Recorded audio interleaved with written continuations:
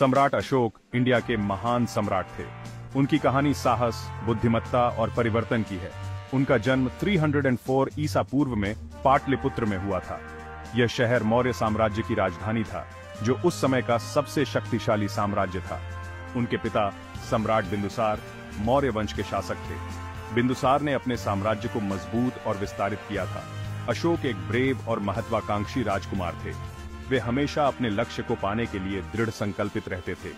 बचपन से ही वे युद्ध कला में निपुण थे।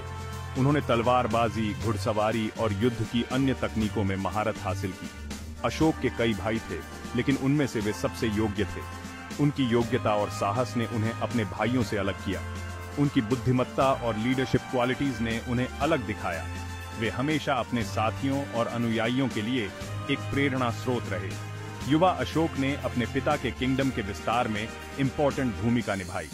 उन्होंने कई युद्धों में भाग लिया और अपनी रणनीति से विजय प्राप्त की। उन्होंने कई राज्यों को जीतकर मौर्य साम्राज्य में मिला लिया।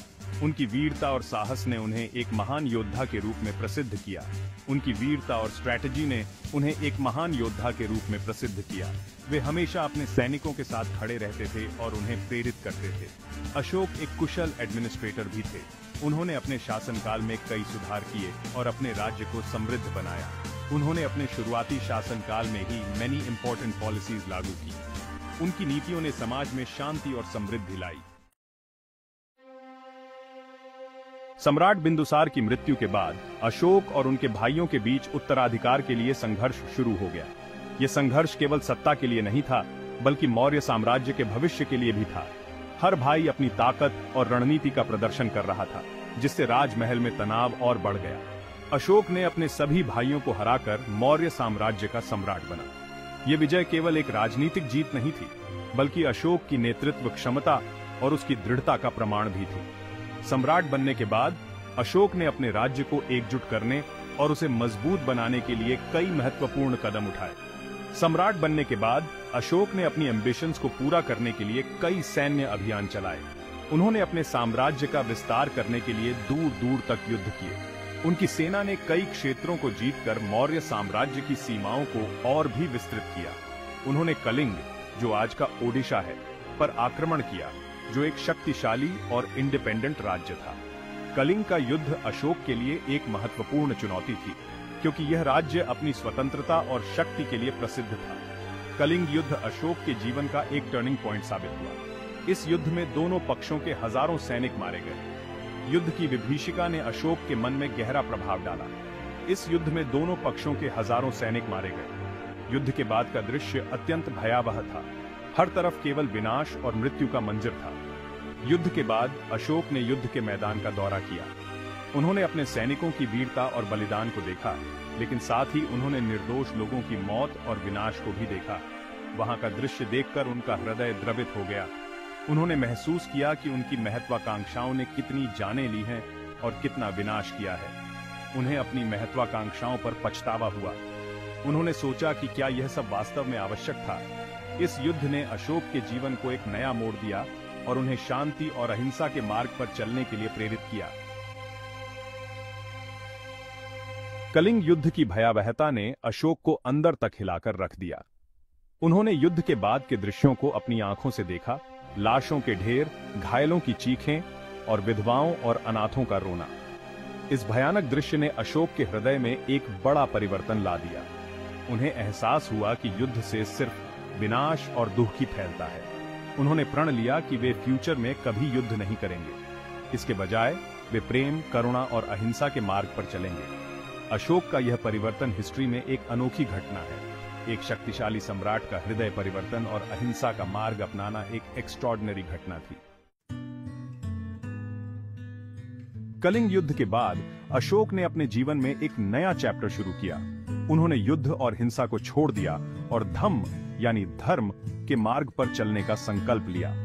उनका धम्म किसी रिलीजन तक सीमित नहीं था, बल्कि यह मोरालिटी, करुणा और सहिष्णुता के सिद्धांतों पर आधारित था। अशोक ने अपने पूरे साम्राज्य में धम्म के प्रचार के लिए बहुत प्रयास किए। उन्होंने अपने अधिकारियों को निर्देश दिया कि वे लोगों को धम्म के रूल्स का पालन करने के लिए इनकरेज करें।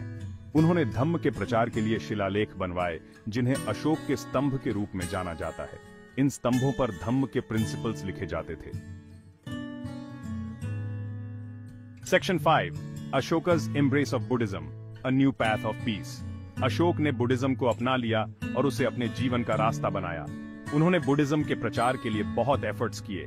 वे बौद्ध भिक्षुओं को सम्मान देते थे और उन्हें अपने राज्य में धर्म प्रचार की फ्रीडम देते थे। अशोक ने बुद्धिज्म के प्रचार के लिए अपने बेटे महेंद्र और बेटी संघमित्रा को श्रीलंका भेजा। उनके प्रयासों से श्रीलंका में बुद्धिज्म का बहुत प्रचार हुआ। अशोक ने अपने साम्राज्य में कई बौद्ध स्तूपों, विहारों और मंदिरों का निर्माण करवाया। उन्होंने बुद्धिज्म के प्रचार के लिए कई रिलीजियस गैदरिंग्स का आयोजन भी किया। Section 6 the spread of dharma, Ashoka's vision for a just society.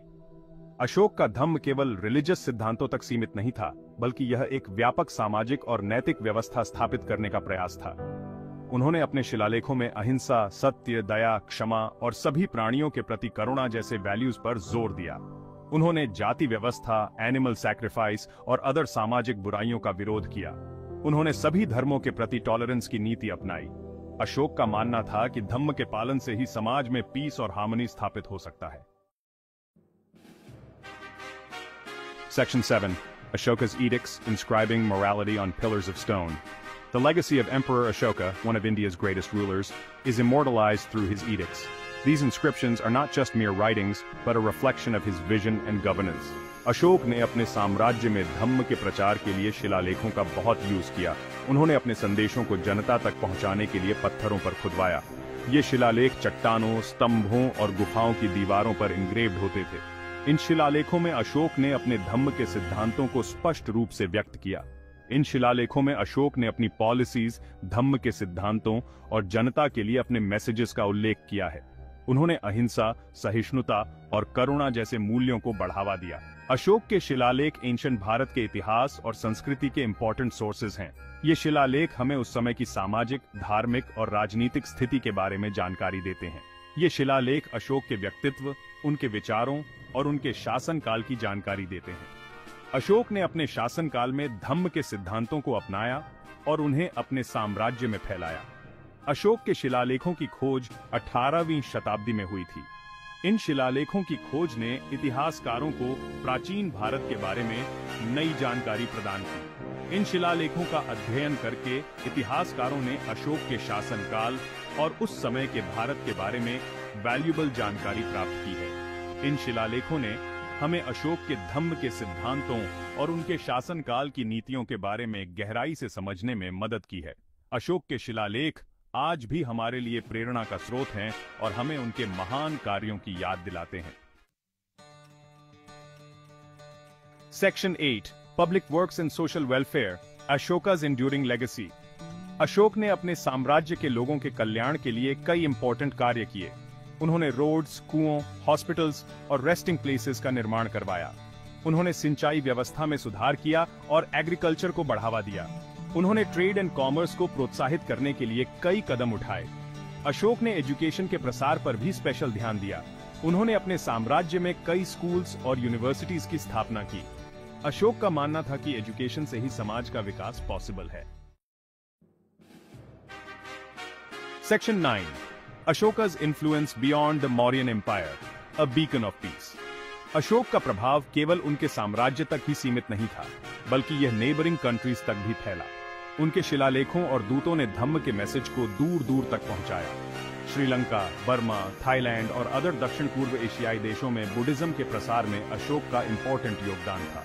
Ashok को वर्ल्ड हिस्ट्री में पीस और अहिंसा के प्रतीक के रूप में याद किया जाता है। Section 10 the legend of Ashoka, inspiration for generations. सम्राट अशोक की कहानी कई सालों से लोगों को प्रेरित करती आ रही है। उनका जीवन एक क्रूर योद्धा से एक धार्मिक और दयालु शासक बनने की यात्रा का एक अद्भुत उदाहरण है।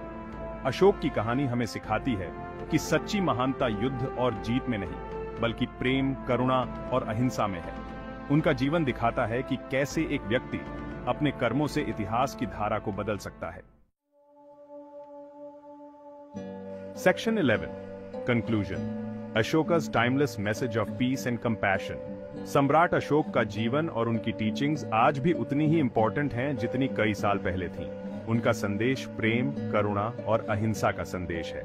यह एक ऐसा मैसेज है जो आज के समय में, जब दुनिया हिंसा, युद्ध और संघर्ष से जूझ रही है, और भी इम्पोर्टेंट हो जाता है। अशोक का जीवन हमें याद दिलाता है कि सच्ची पीस और समृद्धि धम्म के मार्ग पर चलकर ही प्राप्त की जा सकती है।